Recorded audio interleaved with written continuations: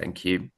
And probably wise that we do a couple of quick introductions of who we are too. So for those that I haven't met, I'm Dominic. I'm the Director of Policy and Public Affairs at Carers Trust. And within that, we've got lots of different parts and functions, things around research and care involvement to try and make sure the work we do is as informed and credible as possible. Joining me today is my esteemed colleague, Andy. Morning, everyone. I'm Andy McGowan. I'm the Policy and Practice Manager at Carers Trust, so working alongside Dom and others, leading a lot of work around our young carers and young adult carers, but also various areas around sort of health and social care as well. So really great to see everyone today. Thanks for joining. Andy, thank you. And we will also be hearing from a couple of colleagues from within our network. Claire, you're here. Do you want to say quickly? Okay, say a quick hello. Since you'll be in later. Morning, everyone. Yeah, I'm Claire Turner. I'm Chief Executive of Carers Leeds. Perfect, thank you. And we've got Dave, I think, joining us a bit later from Bromley, who will also be joining in, giving a bit of updates to the work that's going on locally for them. We have put this in for 9:30 till 11. We know that people are busy. We suspect that with the presentation and the sort of Q&A and conversations, it could be done by 10:30. So we're trying to get that time back. But hopefully everybody on the call recognises we've got lots of different things to cover with this newish approach to neighbourhood health services. So we will crack into that. Andy, next slide, please. Classic bits of housekeeping. If people could please make sure that they are on mute, unless raising their hands and putting up questions. We have just started the recording of this webinar, so if you don't want to be caught on camera at any point, please do turn off your own camera. We will be sharing that recording or making it accessible to everybody. We will also make sure that the slides are available. We will send those round. It's a classic question of whether they will be. Yes, they will. We would love to see Q&A questions come in as we go. Please pop them in the chat. Please pop in thoughts, things where you are seeing similar work to yourselves or questions are coming up. We will have a period at the end where we'll get into a bit more in-depth Q&A, but at the same time, Andy and I will try and keep an eye on the chat and any kind of questions that might be coming in at the same time. Reasonably informal session. If anybody has seen some of our newsletters recently, we're going to try and do more of these on sort of some of the big national issues and changes that are on the horizon now that we have a UK government that are sort of in full flow, for better or worse. And we're trying to make sure that how carers connect into that is covered as best as possible. So please, we want people to get involved in this. Do chip in with thoughts, views, opinions.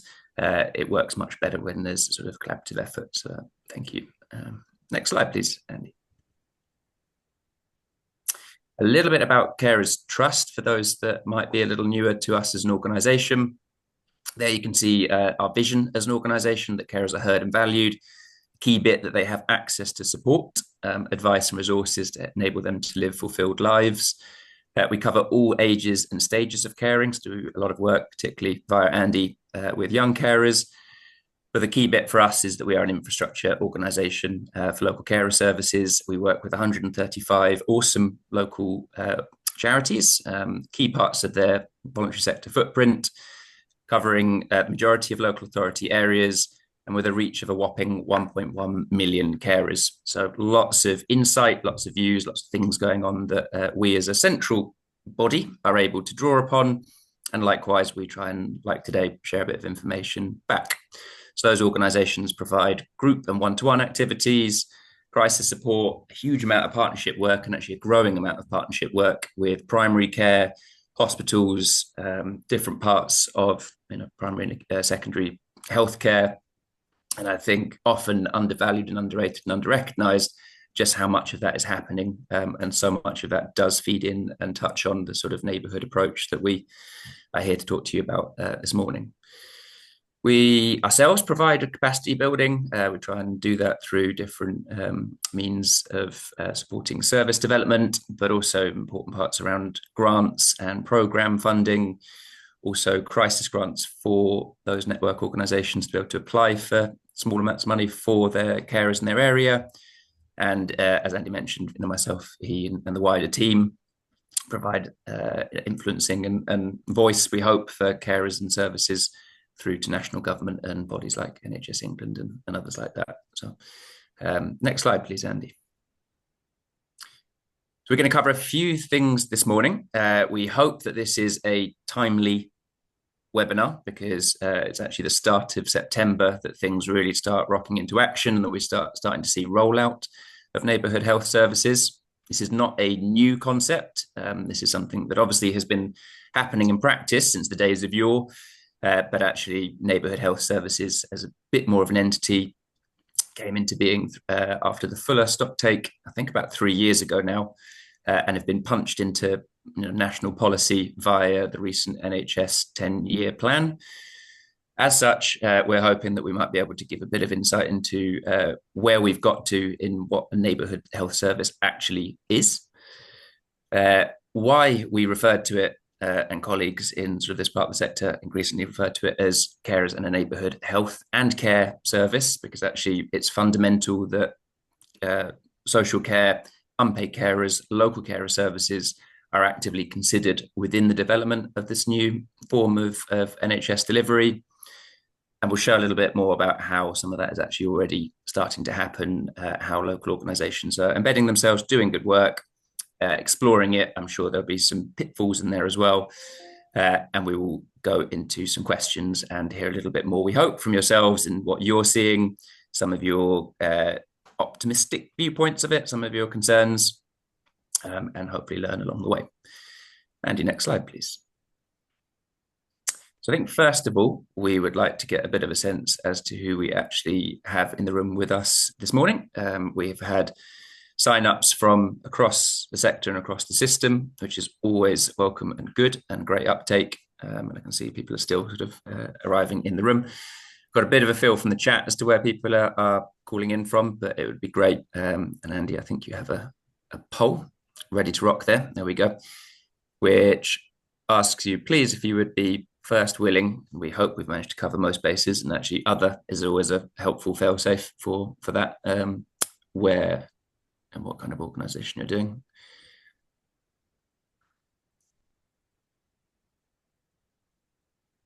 I always forget whether it's only I that can see the answers they're coming in here, and it's those machines when you go to the fun fair and you pop a 10p coin in and then the horses race each other. It looks a little bit like that at the moment, and it's pretty good. So we've got a good range of people and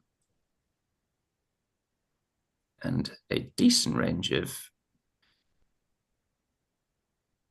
people suggesting how much they know about that. So if I hit share results, or Andy, have you got the power to do that?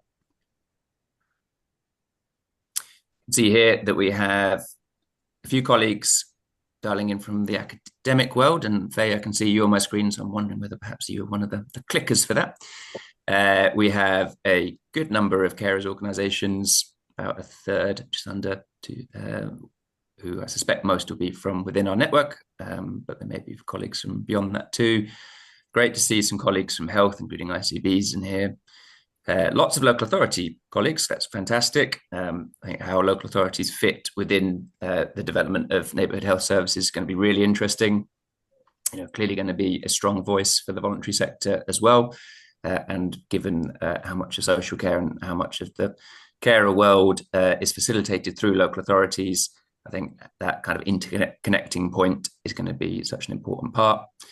We have some national organisations in the room, which is fantastic, and we have some other. If you clicked other, it would be fabulous to pop yourself in the chat and sort of say what that might constitute as.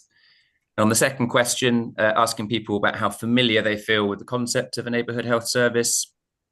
We've got about 10% saying that they feel like they know a lot about it, which is great. And I hope they still find things to learn from this session this morning, particularly if we're focused on unpaid carers. There's some people who have heard about it and know a little bit about it, and about the same that have heard about it, but not much beyond the name, which is great because we will certainly cover some of that. And then there's others that may never have heard before this webinar, which is absolutely fair enough. And I suspect that's partly because you are doing it in practice and doing it in real life, and actually, sometimes what's in a name. But hopefully we'll explore that a bit further today. So I think Andy can probably stop sharing there. Thank you, and move us on to the next bit and pass you over to you. Brilliant. Thanks, Dom. And it's really helpful just to see that the range and breadth of people we've got in the room today. So I'm looking forward to sort of hearing some of your insights and what's happening in your areas as well. So it's been tasked with me to take us through a little bit about the actual the what. What are we actually referring to when we talk about a neighbourhood health service? And in terms of, as you can see, in terms of many of you will hopefully by now be familiar. I think we're close to the point where Wes Streeting has probably got it almost tattooed on his arm about the 3 shifts. So from moving from hospital to community, which is the one we're going to focus on today, but also the other two around sickness to prevention and digital to analog, so the better use of technology. And so the neighbourhood health service concept is a really key component of how does the government intend and really want to make that shift for care and support for people being moved out of hospital settings and really into communities where people are living and where there's a range of other support available for them. I think it's safe to say that when we're talking about a neighbourhood health service, we're not necessarily just talking about one single thing. I think the neighbourhood health service is very much around the approach. So you can see on the right-hand side here, this nice little image. I can't take any credit for it whatsoever. Department for Health and Social Care would really helpful to put this together as well.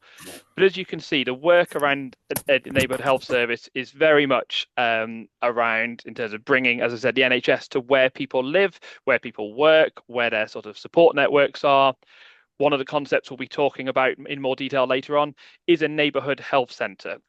So that actually, when we speak to carers, and obviously the focus today is very much on how does this all relate to carers, we know often they've got so many different health and social care professionals involved in the life and in the care of the person that they support, whether that be from GPs to social workers to occupational therapists to mental health to voluntary sector.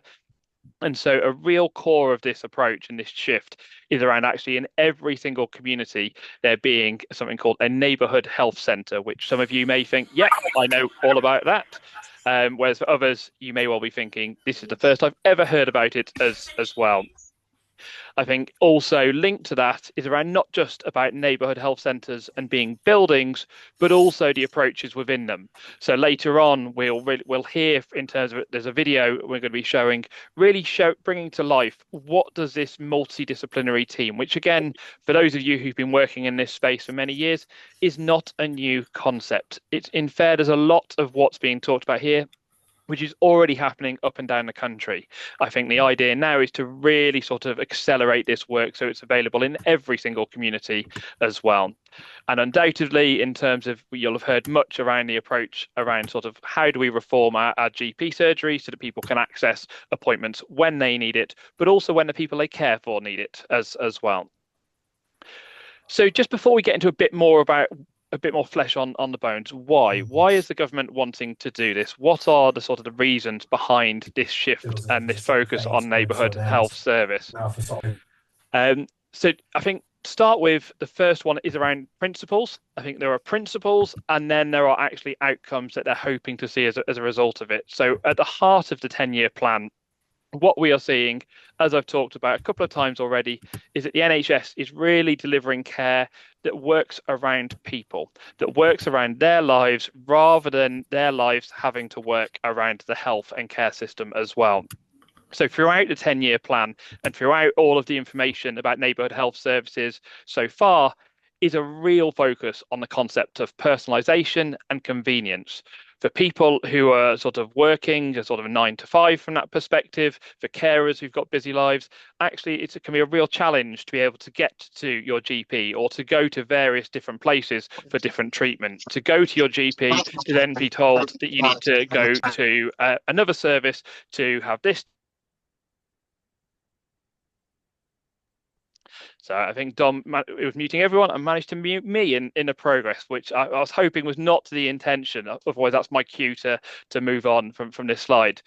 But also very much around actually not just having a one size fits all. So one of the core principles around a neighbourhood health service concept is about being able to have a national approach tailored to local need. And I think one of the core messages that we're going to be really pushing throughout this webinar today, and again, some of the reasons will become clear later on, is that carers and local carer service absolutely have to be at the heart of that thinking. And it'll become clear as we go through later on when we see some of the priority areas as well. But I think it's safe to say it's not just about principles, it's not just around sort of philosophical ideas. What we have seen in terms of work around the country where this neighbourhood health concept is already happening is that actually it does help produce that shift that the government is wanting to see, and that will free up some of the resources in our hospitals and focus to more support in the community. So in terms of NHS Confederation, sort of commissioned a piece of work to look at actually what was the difference when you had systems that really invest time, energy, and resource into community care. And what they saw, as you can see on the screen, was they were seeing lower sort of admission rates for non-elective procedures.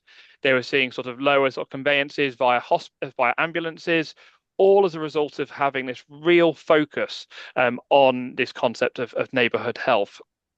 And I think similarly, there have been sort of other pieces of work in different parts of the country where having integrated neighbourhood teams, which many areas already have, and is a concept that has really been developed in lots of places, has in terms of translated into sort of significant reductions in sort of need to go into hospitals, whether for outpatients, whether for inpatients as well.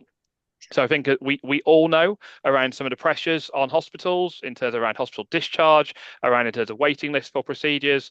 And I think that is one of the real core reasons why there is such a focus on neighbourhood health service. But I'm really keen that this isn't just a philosophical conversation today. What does this actually look like? So as you can see on the screen here, this is really the diagram bringing to life what are we trying to apologies, please do call me out. If there are any abbreviations or jargons that I've used, please do pop in the chat, and I'm doing my absolute utmost to not play jargon and bingo this morning. But if there are any I use and I slip up, please do pull me up on it, and we'll be really happy to sort of clarify those as well. Apologies for that.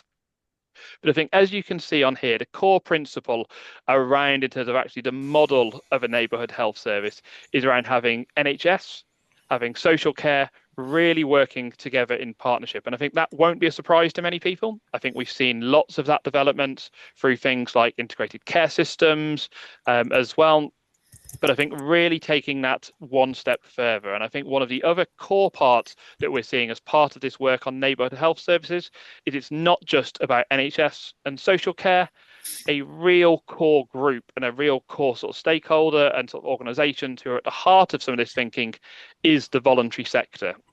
And so when we're thinking later on about things like neighbourhood health centres and what they are and what they look like, what you'll see is it's not just about healthcare practitioners, it's not just about social workers being in the same buildings and in the same places, but also having the voluntary sector and the range of support that they can provide really at the heart of it as well. So some of you might be familiar with the concept and the program that we lead at Carers Trust called the Triangle of Care, which is about having that sort of parity between unpaid carers, health professionals, and the person who's being cared for. And so what I've done through the power of AI is actually use that concept, because I think actually what we're getting close to is actually almost having this neighbourhood triangle of health and care. My colleagues who run the Triangle of Care program probably have my guts for garters on this one, but one of them is on the call, so I'm safe in the knowledge that they are here from that sense. But I think the reason I wanted to show this diagram is because it's not about having a hierarchy. It's not about having, in terms of the NHS taking the lead, it's not necessarily saying, well, actually, okay, one party has sort of more of a stake than others. It's really highlighting the core role. And I think when we're looking around unpaid carers within a neighbourhood health service, but also people with care and support needs, that is where local carer organisations have got a really crucial role as part of it. That is where actually, in terms of thinking, some of the issues that we're working through at the moment are around things like data sharing, around actual systems and processes, who's actually supporting different people with their care and support needs. And that's where unpaid carer services have a really crucial role to play as part of it. So what I've done is you'll be glad to know I've not gone through all of the various elements about how the government intends to get to this neighbourhood health and, as Dom said, and care service. We're going to keep pushing this concept until we're blue in the face. But what I've done is picked out what I think are some of the most relevant ones in relation to unpaid carers. As mentioned, there are lots of others around things like dentistry and things which I've not included in here as well. But as you can see, there are a variety of different things that the government is committing to doing as part of this shift from hospitals to communities and the rollout for neighbourhood health services. So I'm just going to pick out a couple of them. I'm not going to go through all of them that are on the slide here. But as you can see, there's a real focus in neighbourhood health services about people with complex needs, people who've got face the greatest challenges, people who face the greatest barriers in accessing support, have the greatest level of health and care needs. So the commitment by the government is that by 2027, 95% of them will be offered a sort of a care plan, which is again across neighbourhood health and care from that perspective as well. I've already mentioned about the concept of sort of multi-agency neighbourhood teams. So what that is bringing together a range of different organisations working in the same building, working at the same time, having those conversations about, okay, we've got this carer here, we've got this family here. What can we do to actually support them? What are their needs? And what can the different organisations in that room do, in that team do, rather than a concept that we're all very familiar of, where maybe you might go and see your GP and they say, okay, yes, on the basis of what you've said, I think you need X, Y, and Z. In order to get X, Y, and Z, I now need to refer you to this organization. I now need to add you to that waiting list here. I need you to go out to that different service and that different building, whether it might be, for example, things like blood tests, for example, or in terms of scans, all of these different procedures that you need but actually often require you to go somewhere else at a different time, potentially have a referral to get there as well. You may well have also seen that there's plans around making significant improvements to the NHS app. So we saw the NHS app really sort of get a real focus during the COVID-19 pandemic. But actually, as part of the 10-year plan, what the government is wanting to do is actually make it even more functional and useful, particularly for unpaid carers. So as part of that app, there will be the opportunity sort of called My Carer, where unpaid carers will be able to manage the care of the person they care for or the people they care for all through that app as well. So actually, in terms of if you need to sort of be in contact with different health professionals who's supporting the person you care for, if you need to check when are their next appointments, if you need to check up on test results, all of those sort of functions are the ones that are really being envisaged as part of the NHS app as well. But I think in terms of one of the things that we really do have to bear in mind is actually what about those carers who can't use the NHS app, who really struggle from that perspective? Issues around access to technology, digital exclusion, which we all hear about a lot. So I think that will be one of the key considerations is how do we ensure that actually unpaid carers who aren't using the NHS app or don't feel confident or comfortable to aren't left behind and have that sort of that two-tier system as well. But I think also what we're really hoping to see as part of this is actually unpaid carers and their families being able to access much more support and advice and information from different health professionals and different sources. So as you can see, there is a plan for a much greater emphasis on the role of community pharmacy. So actually, if you've got a long-term condition, for example, both my parents have had many long-term conditions for many years, their first point of call was nearly always, and nearly always is still, the GP. But actually what they're wanting to see is actually what role can community pharmacy play where you've got people with long-term condition, what can they do, what functions might they be able to help support with to reduce some of the pressure on our GP surgeries as well. But it's also not just around people, it's not just around sort of buildings and approaches. There are also other elements around things that might not be seen as glamorous, but around things like data. So actually one of the real challenges that we often come across in our work around unpaid carers is that actually information is held in so many different areas. I know when I go out to our carer services and speak to unpaid carers, they always talk about their frustration that when the person they care for is discharged from hospital, often it's reliant on them to go and convey the update and the information to the GP because it doesn't always get through. Or it's up to them to go and actually explain to the pharmacy around actually what changes to medications happening from that perspective. Information sharing doesn't always get enabled as a result of some of the different data systems that different settings have. And so one of the concepts is around having this single patient record and having much better sort of cross-fertilization, sort of sharing of data across different organizations as well. I saw a question about integrated care boards as part of this service, Paul. Yep, absolutely. We'll be coming on to that in a short while. So please do hold that thought. And I think one of the other key changes which we will be seeing, which also has both opportunities but also risks, is about a shift in how health spending is used. So at the moment, there is a significant amount of resource that does go into hospital-based provision. And so one of the key considerations is actually, in order to enable a focus on community, in order to bring that to life, how will we shift resource from hospitals into communities? And what are some of the risks and opportunities of that, which we'll talk to later on as well. So there's a real variety of things happening and going to be happening over the coming years to try and bring these neighbourhood health services to life.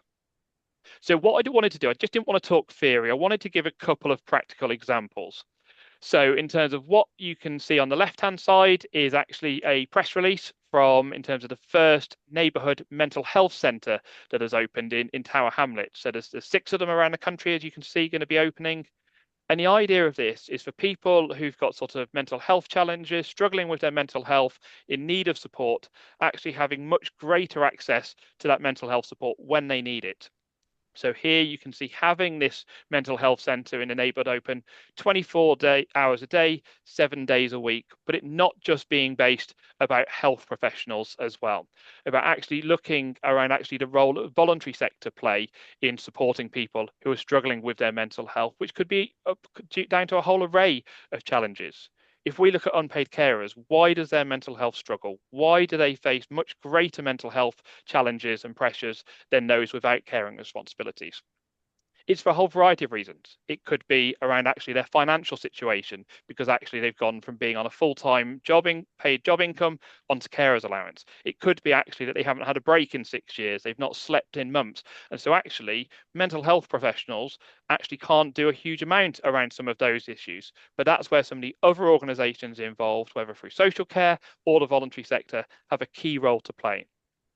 And then what I also wanted to do, and this is where I get even more twitchy that technology has to work for me, is we're just going to show a video that was recently sort of published, which really sort of brings to life actually what are we talking about in terms of a neighbourhood health service and what does that look like. So if you spare me 1 second, I'm going to be hoping that this will move across.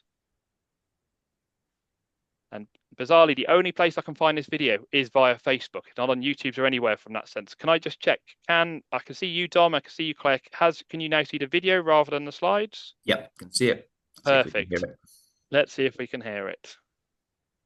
One of the things that's very different that coming here as a patient is the number of different services that we have in the building. So if I establish that your need is beyond what I can help you with as a GP, I'm not referring off to people I don't know with anonymous emails. I'm working hand in hand alongside social work colleagues, charity provision colleagues, district nurses and so forth. Many of the same professionals here we've been working with for actually quite a lot of years. What's different is that they're in the same room together, which generally makes things more efficient. It's always difficult to get someone on the phone, and emails, you know how many emails we all get. So, but having conversations, opportunities for face-to-face contact, we can understand those nuances that I can imagine a patient thinking, oh, I wish that therapist knew that before they saw me. Well, now, hopefully we can. We can make sure we safeguard patients' needs, that they don't slip through the net, and we have a clear, joined-up plan. So it's much more likely the patient will get the right care and get the right care sooner.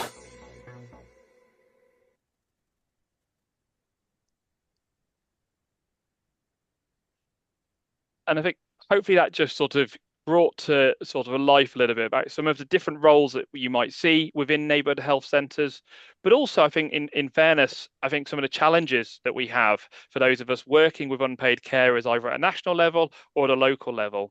Unsurprisingly, in that video, there was many repeated references to patients. And so I think the challenge for us now moving forward is actually how do we ensure unpaid carers are also at the heart of that thinking as well. And that's one of the key concepts which we're going to be focusing on as we move forward.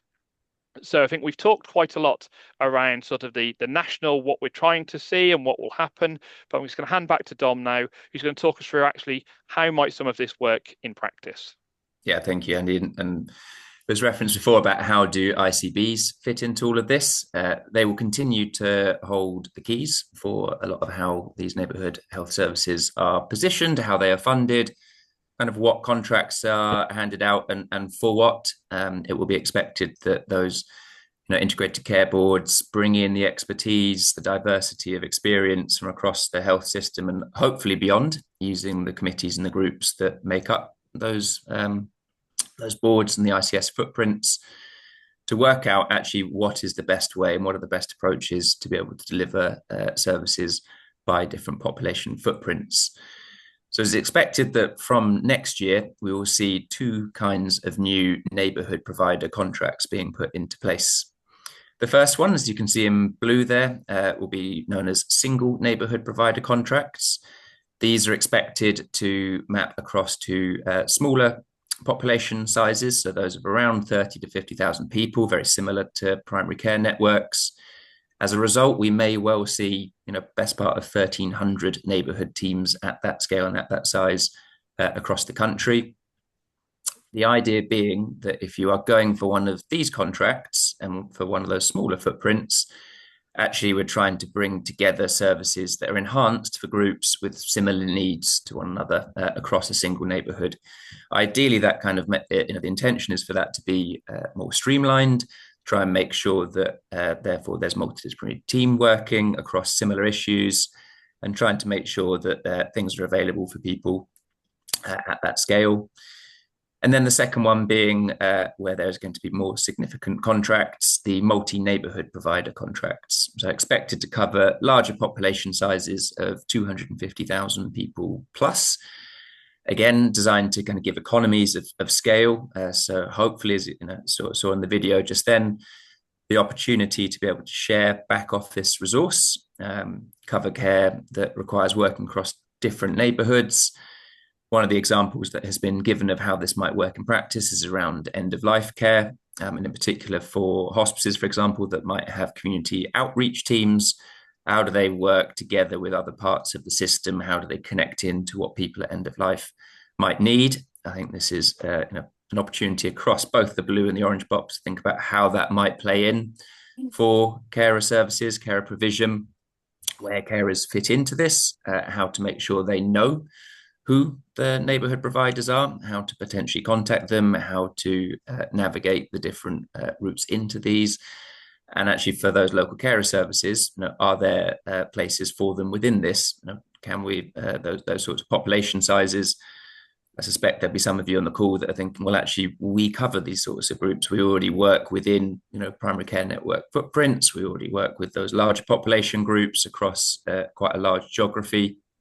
What opportunities might there be to actually be part of these contracts to, if you have them already, use some of those contacts within the ICB and within your sort of health partnerships. For those that don't, maybe an opportunity to raise your profile and highlight how you're already doing quite a lot of this. But either way, this is the sort of model that we expect to see coming in. You'll hear from colleagues shortly that some of those areas are now starting to think about integrator roles. So each area is being asked to choose sort of organisations, be that a trust, be that a voluntary sector partnership or group of organisations locally, who will help to stitch things together and try and bring some of these services together so that they can work under one sort of ambition and strategy. Next slide, please, Andy. So the government has already invited place-based populations and geographies and their ICBs to apply to explore new approaches to commissioning these services. We're already seeing some of the plans starting to be published. I think it's 5 areas that London has been, or 5 areas of London who have grouped together to produce one neighbourhood health service plan, for example. Within that, they admit themselves that they probably have more questions than they have answers at this stage. And they have explored those routes to how they will use their own integrators, what this might look like for their area. I think we're getting that sense from across the country that people are exploring this. They are doing so with good intentions. I think the ambition to move more support out of hospitals is a great one. We will see who takes up these positions of responsibility. We know that hospital trusts, for example, are already being allocated some of the key roles. So it'll be interesting to see how, if you're a hospital trust, the potential maybe conflict of interest in terms of actually, are you really seeking to get funding and work outside of the environment with which you're having to protect and work with yourselves. We are seeing 42 sites as the initial rollout. As I mentioned at the start, September is the kickoff date for many of those. So we're in the process of those plans, those sites being revealed at the moment. And if you are as geeky as Andy and I, and sort of keeping an eye on Google Alerts, you will see that most days this week there's been some sort of announcement of different areas developing their approach to this. And the key bit is that, to begin with, services will be prioritised both for adults with multiple long-term conditions and rising risk, and mainly from within deprived areas where healthy life expectancy is lowest, and targeting those communities with the greatest need first, which, as we'll touch on shortly, really should go hand in hand with thinking about how carers are involved, because we know there is a direct correlation between socioeconomic status and deprivation and the amounts and intensity of caring that is being provided, as well as, of course, the more where there is poor health, then the more there will be unpaid care. So we really think that there's an opportunity to match some of that up, and we really hope the system will recognise that and sort of engage with it and involve it. Each of those 42 sites will be publishing clear guidance as to how they will do things. They will have metrics that they'll be required to regularly report on. Again, potentially an opportunity to think about how carers fit into that, and how I'm sure they will also be a key group that different neighbourhood teams will be inviting to be part of participation, engagement, involvement. So we'll see how that starts to unfold as the months roll on too. Andy, next slide, please. Thank you. So I think I saw, is it Vicky from Bexley that flagged in the chat that one of the shames, the pities of the NHS 10-year plan is that carers don't feature heavily. They are sort of undercurrents in a great deal of the work that is laid out. You can see on the slide the 3 bits where carers sort of are named and really quite and come through a little bit more strongly. Mohammed is one of the first bits in the plan, so the first quote that's used, and is talking about his experience of trying to support his mother with dementia.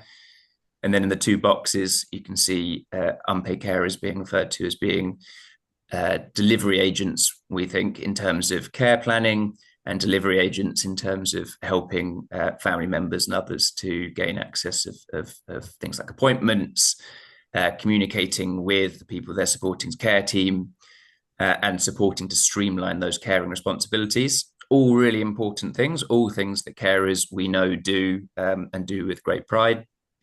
But at the same time, it means the plan positions carers once more as delivery agents and carers, as we often refer to in Carers Trust. Sort of, and carers gets attached to various bits of policy. They get included as partners in delivery, less so as partners in terms of designing change, and much less so in terms of a group of people that actually need their own support and that might be a requirement of their own help. So those carers are regularly relied on to be delivery agents within health and care policy, and always will provide a huge contribution, often at personal cost. So there's no exception, actually, when you look at the detail of this plan too, even if it's not as explicit. So one area is around self-management, a key thread to neighbourhood health services, and one of the big aspects drawn out of the plan by the chair of NHS England is around self-management. It's things like patient-initiated follow-up, so that will stop. You will have to chase the health system to get a follow-up. A lot of that will be done by carers. Following new health guidance, use of the new the evolved NHS app. But really, self-management is rarely about just self. It's often collective, often shared, and unpaid carers are often the ones who make that possible. So without them, self-management becomes a burden dressed up as empowerment. So with them and with the right scaffolding of support, recognition and access, it becomes real and it becomes sustainable, and things within the plan can work. Another aspect is around the ask of carers around planning. So you can see there in the box that they will be actively involved in care planning, which is great. But again, sort of is another ask on carers, along with the planned increase in personal health budgets, where we know the opportunity to have more flexibility, more personalisation is great, but they often don't keep pace with inflation. And so if personal health budgets aren't covering what's needed, again, it's often the carers that have to step in and pick up the sort of bits that fall around the side of it. Huge focus on care and management within the home in the plan. Again, sort of what people say they want, absolutely right, and a good sort of path for the plan to take. But the demands on carers that already exist within that environment, of course, are huge. And things like virtual wards that are often heralded as a good solution within the health system, fantastic, but they work best when there is a carer in the home. So again, that sort of pressure and that demand. And areas of deprivation, as mentioned before, where neighbourhood services are going to focus first, are where the highest volume of unpaid care is delivered. So carers are there. They're being asked to do a lot through the plan. Expectations are significant. Neighbourhood health services have the opportunity to take care into those environments, but actually the demands on carers, therefore, may increase. So Andy, can we have the next slide, please? And so what we'd really like to get to is that point at the top of that pyramid. So we feel too often at the moment carers are either not sort of considered in their own right, and perhaps in a future version of things, it would be great if carers were genuinely covered by broader community people, that sort of thing. But actually, really, in order to get somewhere, we think that carers need to be seen as individuals and partners. The development of neighbourhood health and care services is the perfect opportunity to evolve care recognition, because carers aren't waiting to be empowered. They're already doing that work. They're patching gaps, they're streamlining chaos, building networks, and improvising in ways that many of our best policy designers would struggle to replicate. The care should be genuine and trusted partners, and not just for their sake, but because it will lead to neighbourhood delivery that works. So people who've been connecting the dots in communities for decades, they innovate around the kitchen table. Let's give them a chance to innovate as part of this service and system change. And for these plans to succeed, carers have to be seen as people and within the scope of groups with similar needs. So if that's where the plan's going to focus, actually those neighbourhood systems can think of carers as groups to focus on. 1 in 5 reporting self-neglect. I think we saw today from our colleagues at Carers UK a new report showing that half of carers think the NHS could be doing more to support them. More than half had a health condition develop or made worse from caring, while 40% say that they miss opportunities because of caring responsibilities, something we found during Carers Week this year. So lots of reason, lots of opportunity to actually focus on carers, both as individuals and as partners. Caring is a social determinant of health and so needs to be treated as such. Andy, can I have the next slide, please?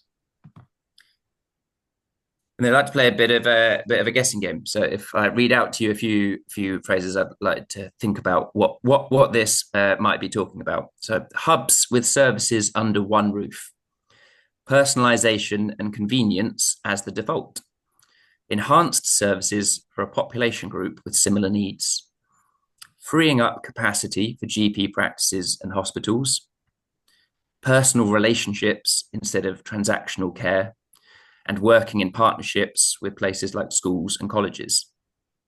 Now, that to me, and I think we had about 30 odd local carer services in the room, sounds an awful lot like what they do on a day-to-day basis. It is also key terms that are drawn out of the NHS 10-year plan talking about neighbourhood health services.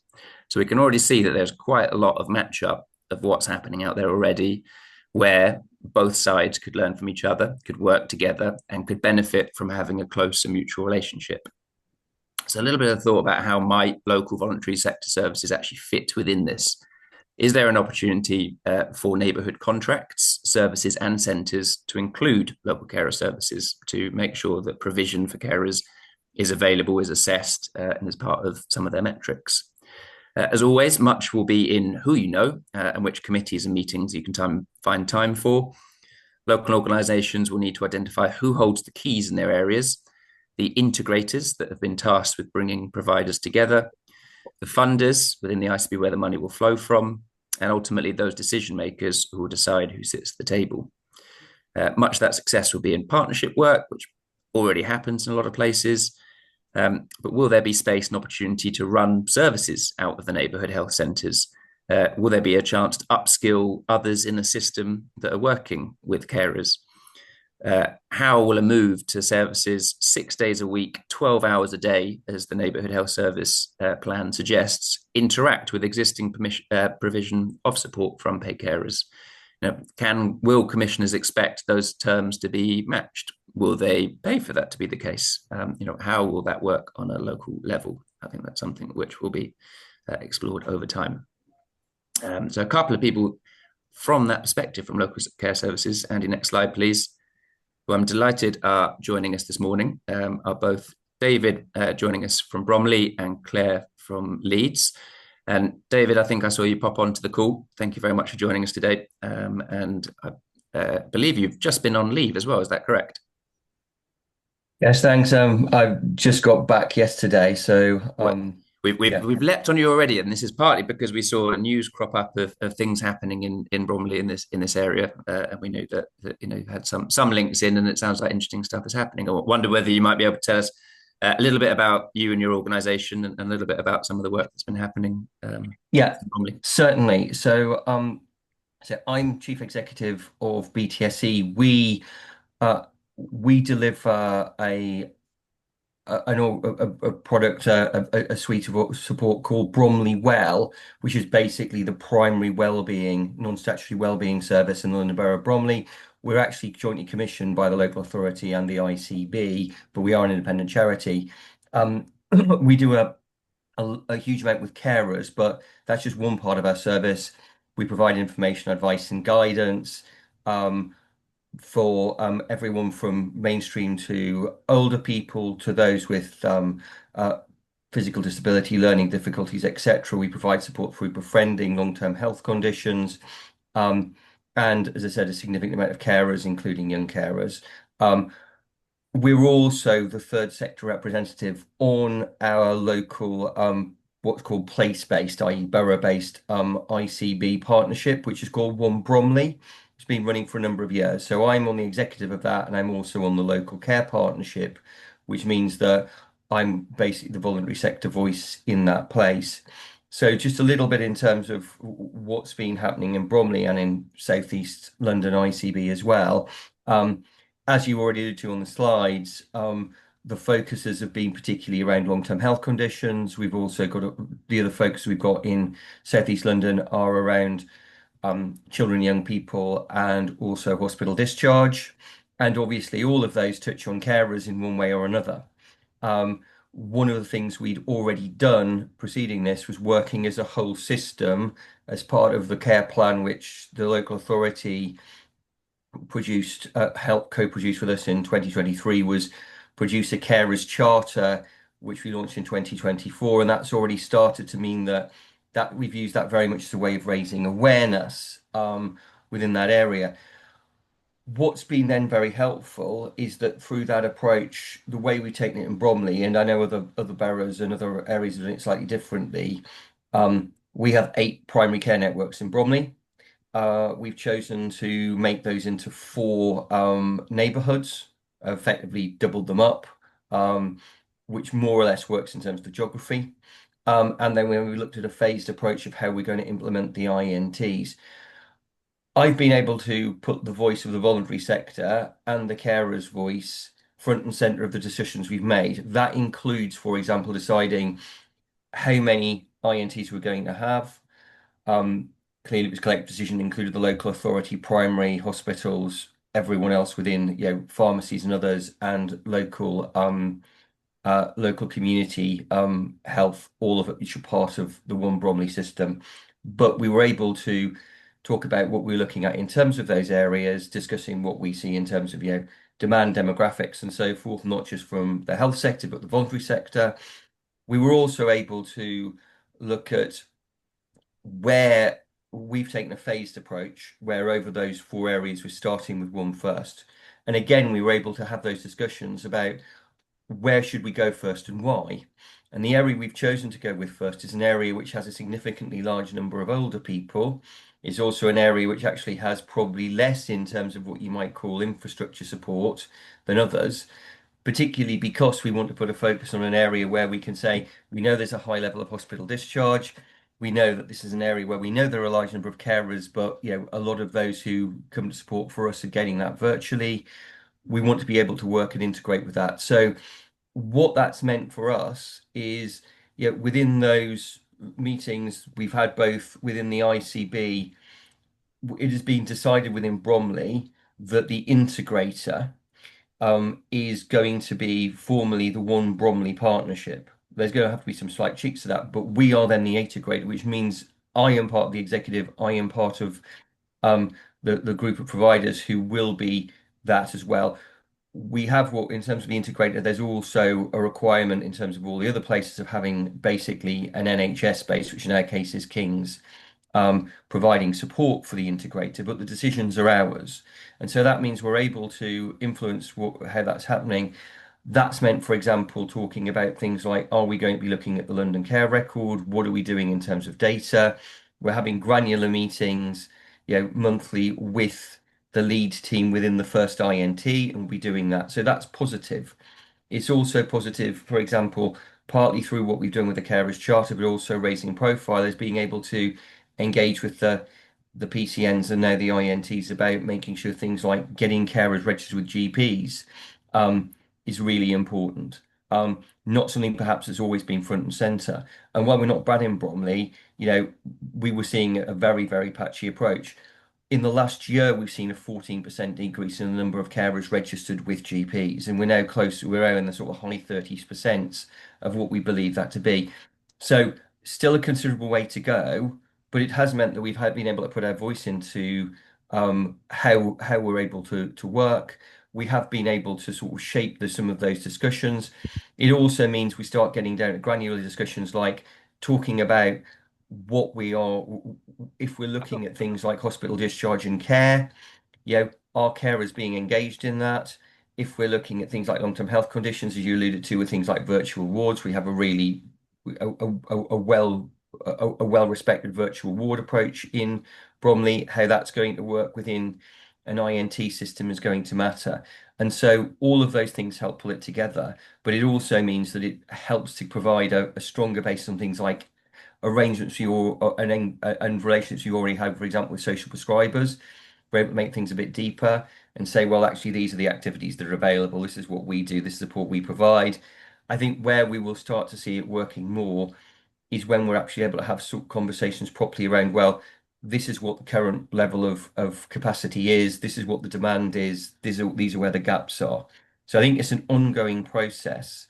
But what I would say to colleagues here as well is I think there's very much a place at the table, or should be a place at the table, for carers and for carers organisations, because frankly, this is all, when at the very top line, this is all about the 10-year plan, and it's simply not deliverable unless it's put through at a local level and with the voluntary sector.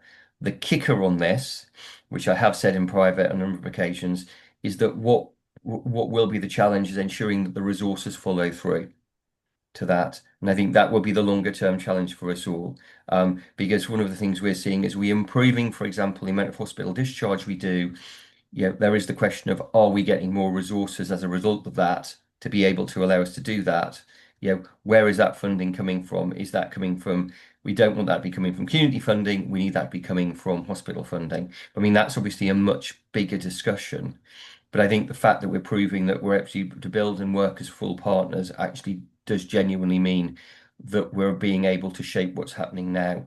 And it's much better to be able to try and shape it when we're still in that phase than a year down the line when we find ourselves in a situation where, the setup is already there and done that. But what I would say is, getting in with those, seeing who the lead GPs are and who's the leads within the who is the integrator, but also who is the lead within each INT itself will be really important. And I think the other thing, just also remember what you said though, is in terms of contracts, our contract is in the whole of Bromley. It's jointly held. Lots of others may have contracts here, which are Section 75 or otherwise. And it's just important to make sure that doesn't, just because we have INTs, it doesn't mean that those borough-based, so the overall approach, the overall thing like the One Bromley Executive that we have in Bromley, it doesn't mean the borough base ceases to be important, because actually the commissioning level, that probably still is where the money lies, and that's probably still where the decisions get made. I hope that covers enough. That's great, David. No, perfect. Thank you. And I'm really interested to hear where you guys have got to, you know, your role and your position within that wider landscape. And as you say, the kind of different relationships and moving plates with different parts of the system. And I guess from your point of view, even more perhaps to juggle in terms of those connections and kind of getting a feel for where decisions might lie and sort of where's best to fit in. I should say, sorry, Dominic, just breaking. One of the things I would say, and I think it is important to say to colleagues as well, is there is an assumption in some parts, and I don't think this is also really particularly true in Bromley, but there is an assumption in some places that, you know, we have unlimited capacity to be able to turn up to meetings, to turn up to planning meetings, to do that sort. It's not just us, other partners have said as well. There is a challenge here that, you know, I understand, for example, somewhere like Lambeth, I understand they're having 8 INTs. Okay, we're having 4. Most places seem to be having 3 or 4 in London at least, or in sort of other boroughs that I understand. I'm aware of places like, because I grew up in Sunderland, I think they're having 4 as well. But the problem is if you're not careful, that could mean 4 sets of meetings. It can mean 4 sets of things. So there has to be a discussion about what is appropriate and at what level, and how you exchange that intelligence. Because simply as a sector, as a wider voluntary sector, we don't have the capacity. I'm fortunate in my role, and I'm fortunate because it's recognised as part of my role that I sit on the One Bromley Executive. I've got a board that understands that that's part of what I need to do, but I've certainly seen myself in a lot more meetings in the past 6 months. And so it is just a caution, basically, and that's probably something carers trust should also be saying as well, which is looking, and other parts of the sector, looking at the resources available, because capacity is an issue here, and we're not a free good. Absolutely, yeah. The risk of getting buried. Perfect, David. Thank you so much. That's really helpful. Can I come over across to you now, Claire, as well, to give your sense of things, a little bit about yourself and the organisation and how things have been going with you. Thank you, Dom. Yeah, so I'm Claire. I'm Chief Executive of Carers Leeds. So we are a citywide charity supporting unpaid adult and parent carers. I'm also a working carer. And yeah, I think for me, I mean, I think like others will have felt a bit with the 10-year plan, you know, I didn't read the full document. I'm not carefully. I read the executive summary, which I'm sure is what most people do. But what I did do was have a search for how many times in the full 171-page report carers were mentioned and patients were mentioned. And again, I think for me, you know, carers were mentioned 11 times.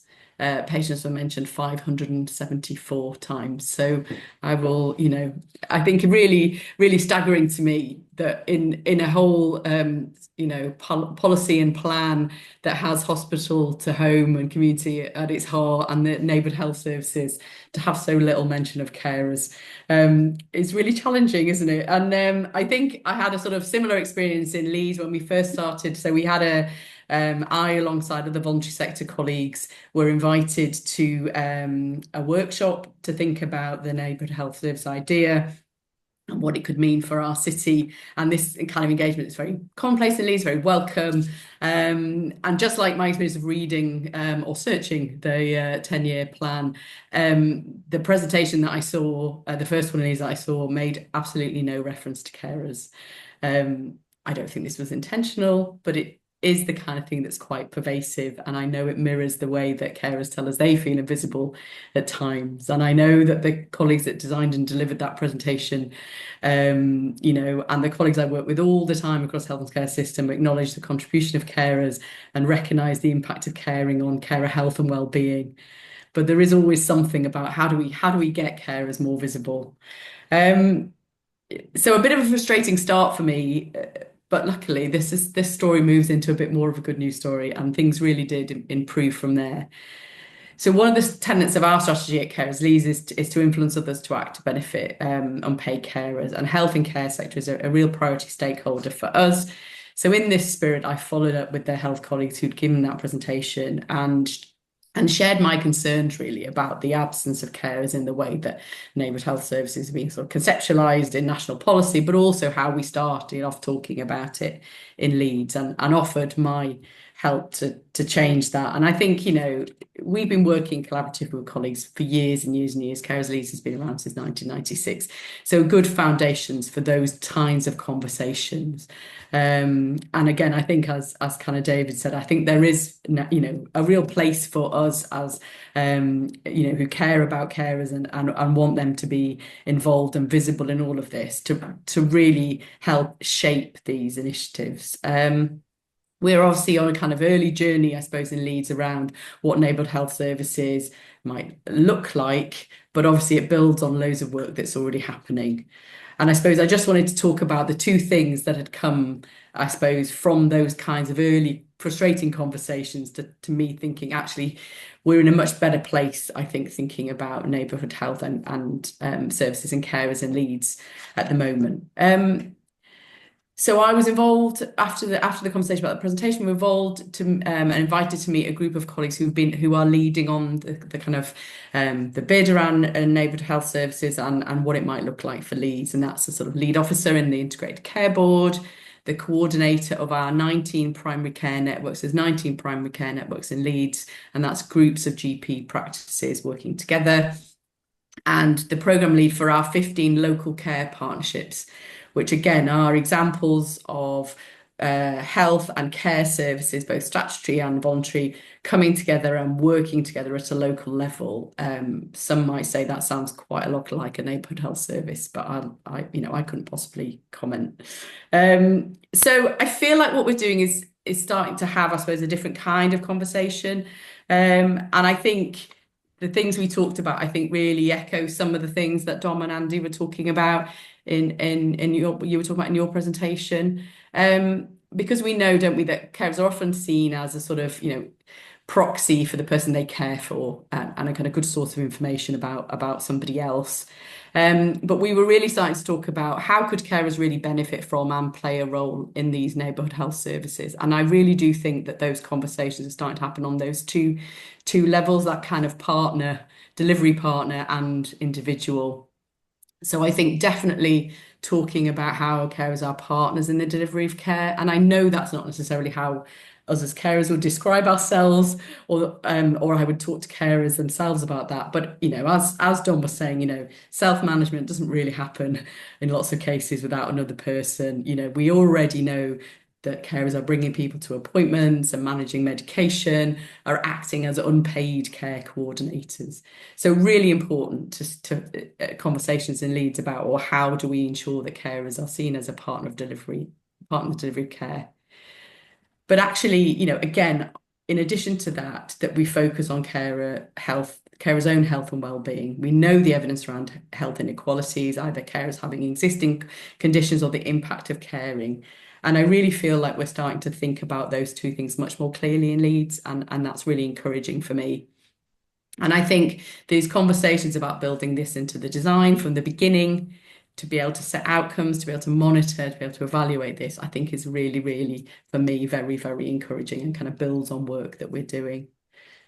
The other part of the conversation was this conversation about what's the role of organisations like Carers Leeds in the design and the development and the delivery of neighbourhood health services. And I think really interesting what David said, because some of the conversations we've been having is we really want to be involved, but we can't come to every meeting. You know, we can't be at all of the meetings. So how do we help people think carer when we're not in the room?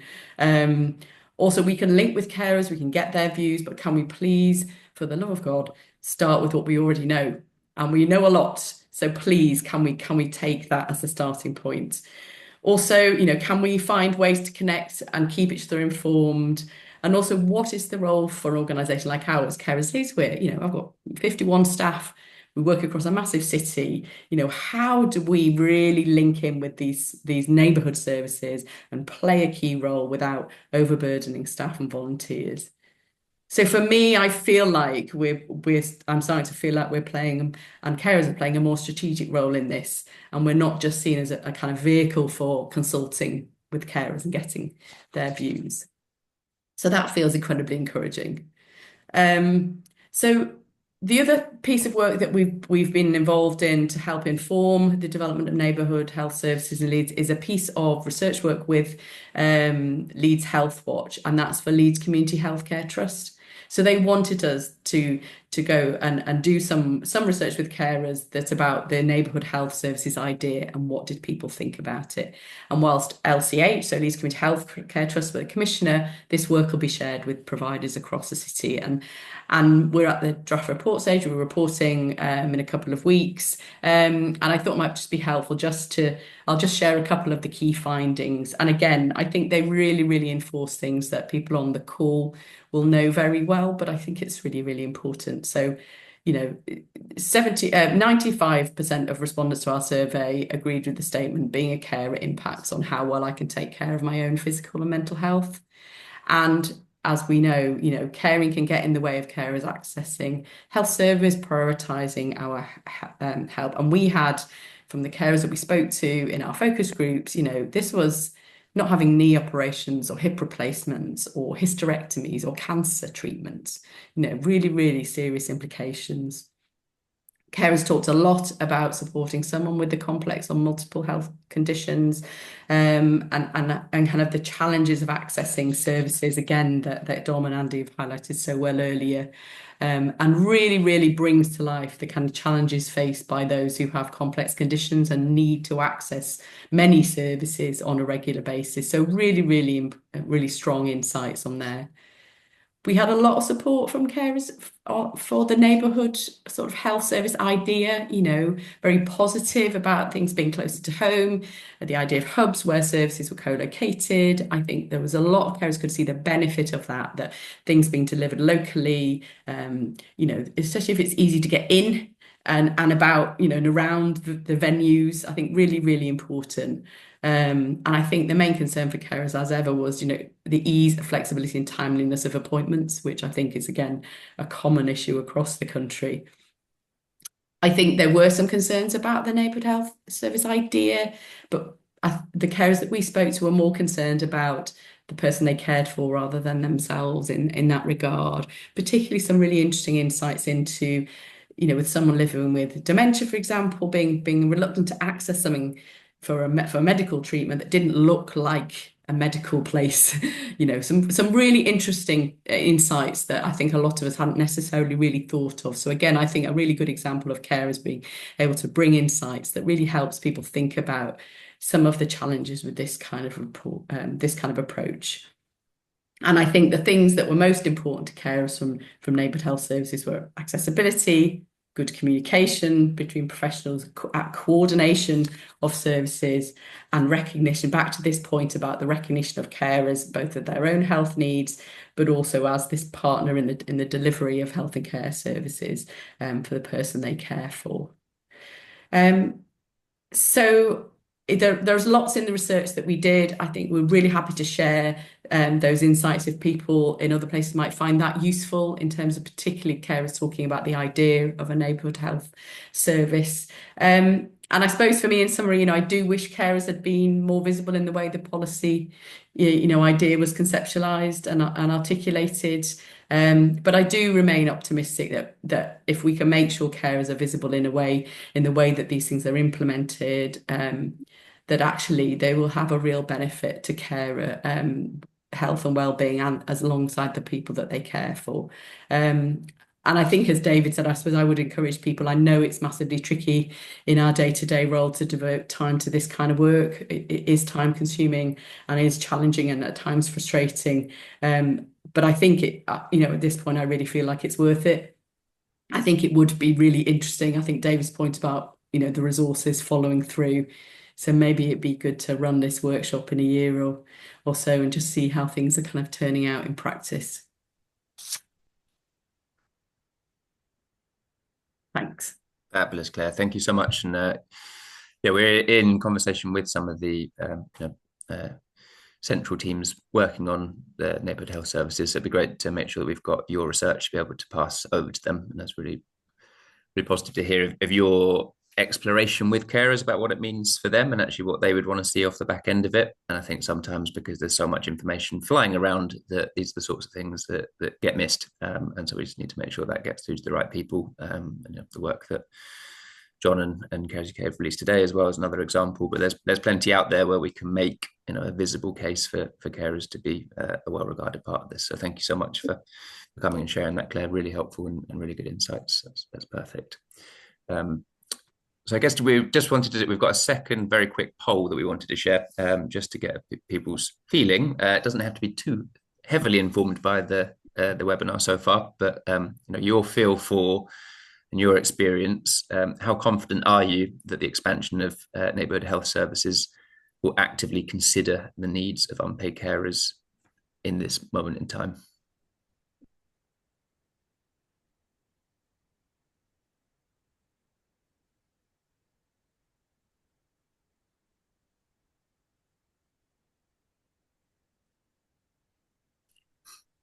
About 45 responses so far, 50.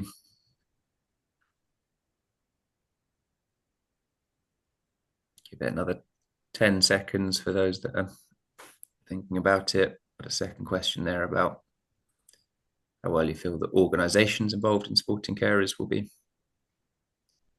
actively engaged with. There we go, Andy. Yeah, we go. And if you could share those results, that'd be great.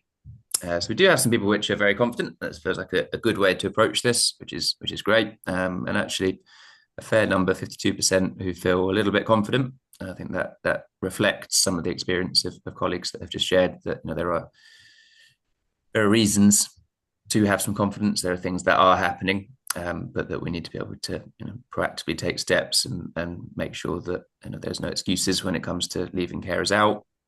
A decent chunk at 37% who don't feel very confident, and only 2% who are not confident at all. I think I can understand that viewpoint for sure. But generally speaking, I think that's a relatively positive outlook and something which, I guess, given we've got quite a lot of people on the call, there's lots of good voices here today, who will be a key part of getting that through to local neighbourhood health services. So an opportunity to take some of this kind of group and community feel and spread it across the country. And the second one around how do you feel that organisations involved in supporting carers will be engaged? 8% say really well. We've got 40% that quite well, 30% that okay, and 22% are not very well. So that's again quite a spread. Nobody has said not at all, so that's good. That's absolutely as we want it.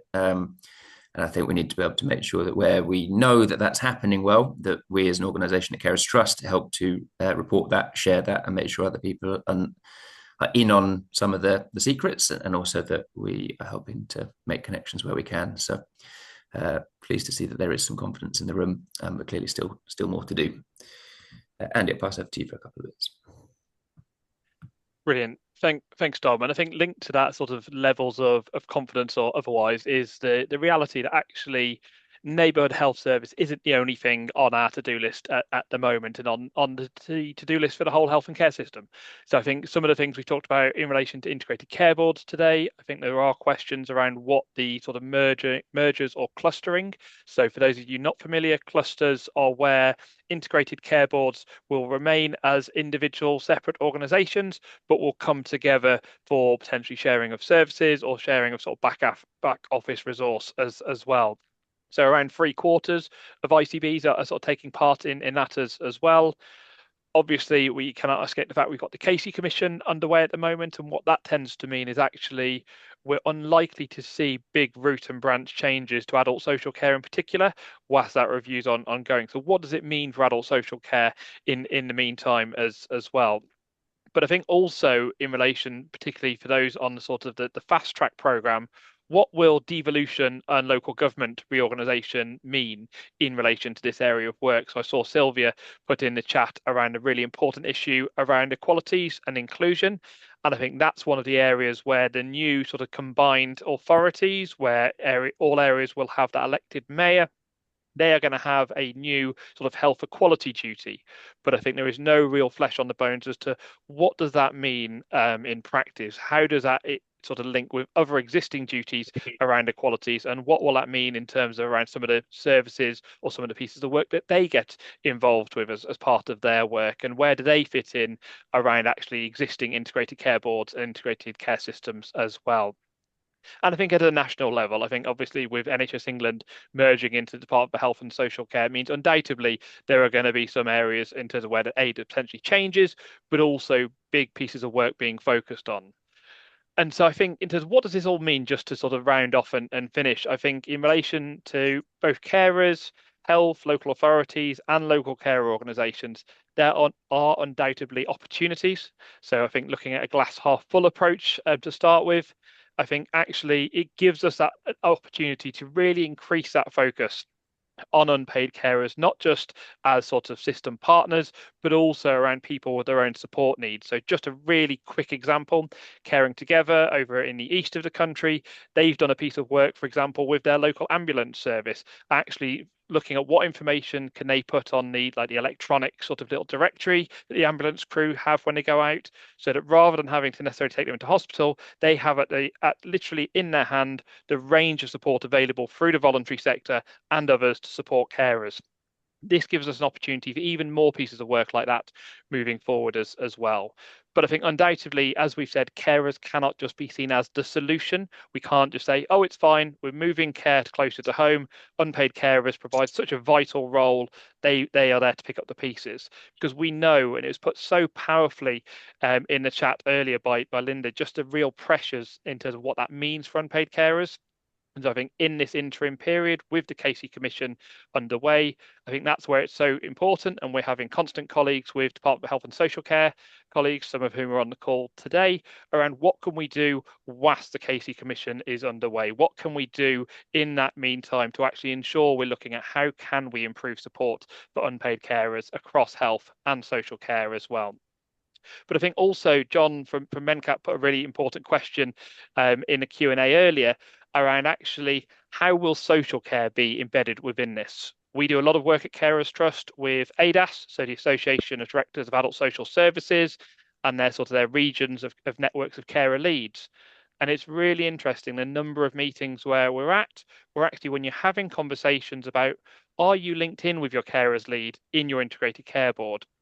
In many areas, it's really difficult to know who is that person, who is that sort of carers lead, who is taking on that role within the ICB. And I think particularly as integrated care boards get more strategic and potentially see sort of health services picking up more contracts, that focus of carers at a strategic level will be even more important as well from that perspective.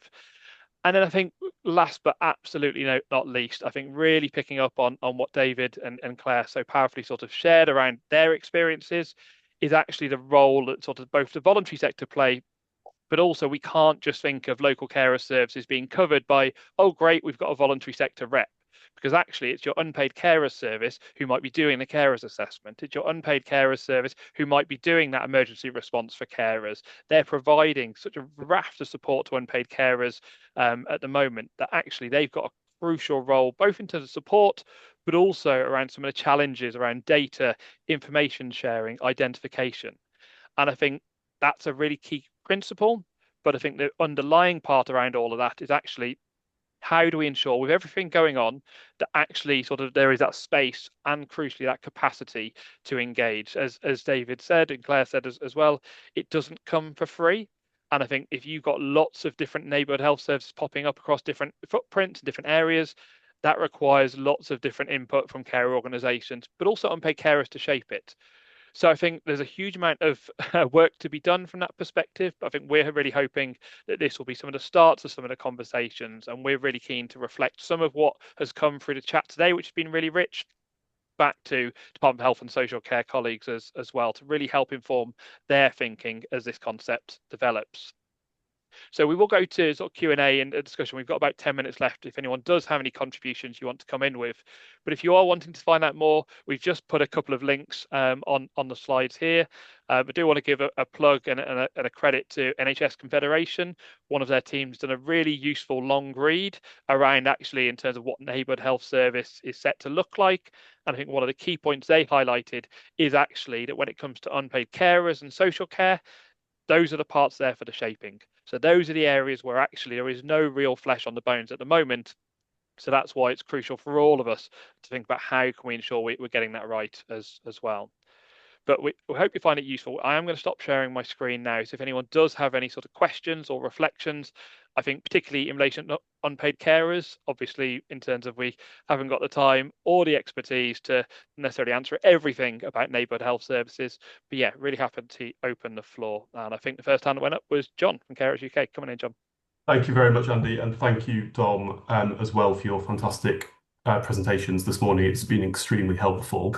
And Dom, thank you for highlighting the report we've released today. I won't take up much time, but just to say we are absolutely with you in calling for neighbourhood health and care services. And the report we've released today, which is based on our surveys with carers over the last couple of years, as well as other data sets, really does highlight the challenges people are facing and chimes with a lot of the discussion we've had today.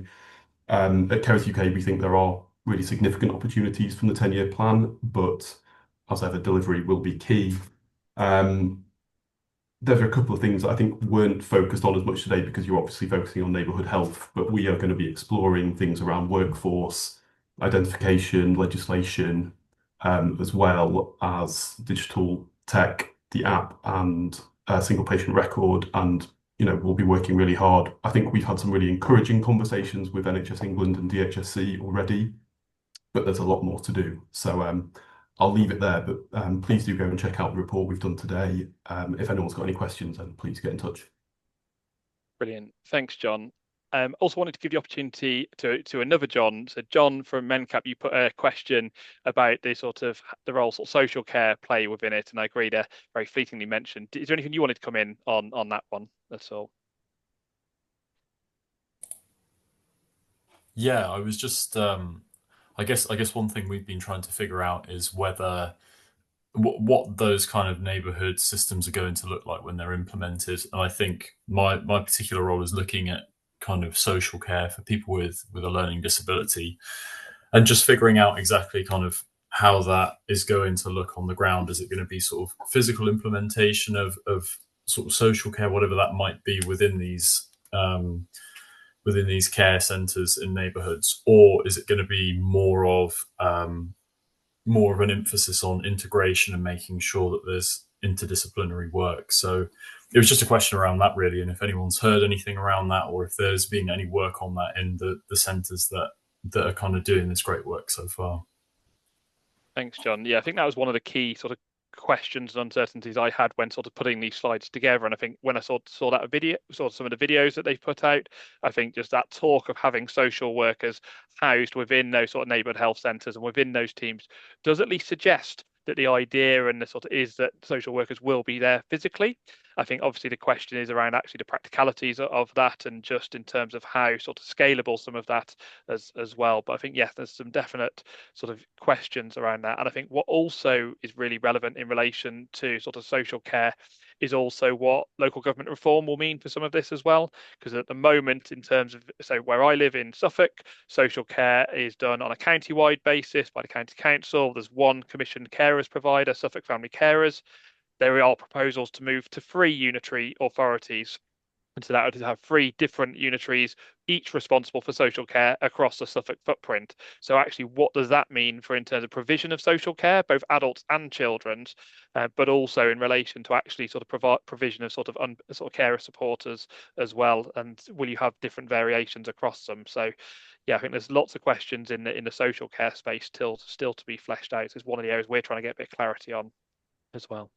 And I think you've also just raised a point I wanted to sort of highlight is it's going to be really key that we don't forget about other groups of carers within this. I think it'll be very easy because of what it's trying to achieve to just focus on adults caring for adults. But I think actually neighbourhood health services could have real benefits for parent carers of disabled children. I know when I speak to them, so often they talk about the need for routine. And if you take your child to the GP surgery, that's your routine. You've built up to it. And then you say, right, I'm going to take you back to school after this, or we're going to go do this. If the GP says, oh, I need you to go and get this test, or I need you to go to the pharmacy, or whatever it might be, actually that can add a huge spanner into the works and real disruption. Similarly, for young carers, if you have to accompany your parent to their GP appointment or to their appointment and then have to go on to somewhere else and somewhere else, that could delay you getting back to school, to college, getting to work on time. So I think there's real benefits, but I think it'll be a really easy sort of trap to just fall into just thinking adult carers and forgetting about some of the other groups who are often forgotten as well. Thanks, John. Does anyone else have any sort of final reflections or questions? Otherwise, our key job is to try and is to make sure we finish on time. We'll just say, if in terms of hopefully you found this useful today, in terms of we will be sending out the recording and also the slides. We will also include a link to a feedback form. It is a short one. This is our first time sort of doing this sort of policy webinar on big national topics. So we're really keen to see actually, is there anything that would make it even more useful for you? And B, are there any other big topics that you think it'd be helpful for us to be thinking about as we're doing planning moving forward? And so just as I sort of finish by saying a big thank you in particular to all of our speakers this morning. It's been hugely informative. Just to flag in terms of a couple of webinars we've got coming up as well. So we've got a webinar next month on carers and winter pressures. So how can we ensure that we're thinking about how we can support unpaid carers during those sort of winter months when they face particular challenges? For those of you doing work around young carers, we've got our in-person conference. We've just announced our first keynote speaker of Sir Martin Oliver, the Chief Inspector of Ofsted. So tickets are selling fast. So please do check that out if you're interested in work around young carers. And then a bit of a future date for your diary, but actually what could devolution and local government reorganisation mean for unpaid carers as well? So just want to finish by saying again a huge thank you to Claire and to David, to everyone who sort of contributed through the Q&A and through the chat. It's been really, really helpful, and I hope you found it useful and you enjoyed the rest of your day. Thanks very much.